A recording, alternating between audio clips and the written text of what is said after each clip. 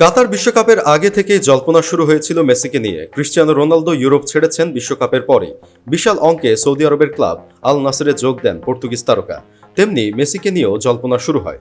পিএসজির তরফে অবশ্য জানিয়ে দেওয়া হয়েছিল মেসি থাকছেন, তবে সম্পর্কে ইতি হতে চলেছে। পিএসজির সঙ্গে লিওনেল মেসির সম্পর্কের তিক্ততা হয়তো চূড়ায় গিয়ে ঠেকেছে। মেসির আচরণে সন্তুষ্ট নয় ফরাসি ক্লাবটি।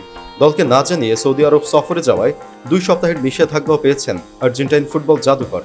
ঠিক এমন মুহূর্তে জানা গেল মৌসুম শেষে প্যারিসের ক্লাবটির সঙ্গে সম্পর্কের ইতি টানবেন লিওনেল মেসি আগামী জুনে পিএসজি ছাড়বেন। আনুষ্ঠানিক ঘোষণা না এলেও বিষয়টা এক প্রকার নিশ্চিত।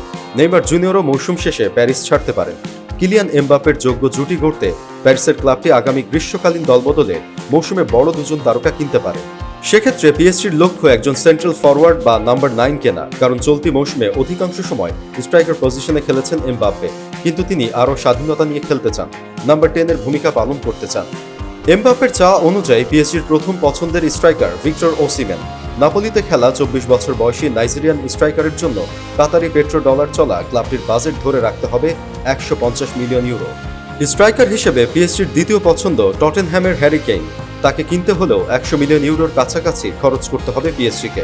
মেসি নেইমারের ক্লাব ছাড়ার গুঞ্জন এবং বিগ বাজেটের নতুন স্ট্রাইকার কেনা মিলিয়ে দলবদলের বাজারে তাই আলোচিত থাকবে পিএসজি। ভিডিও সম্পর্কে মতামত অবশ্যই জানাবেন। পরবর্তী আপডেট পেতে চ্যানেলটা সাবস্ক্রাইব করে পাশেই থাকুন।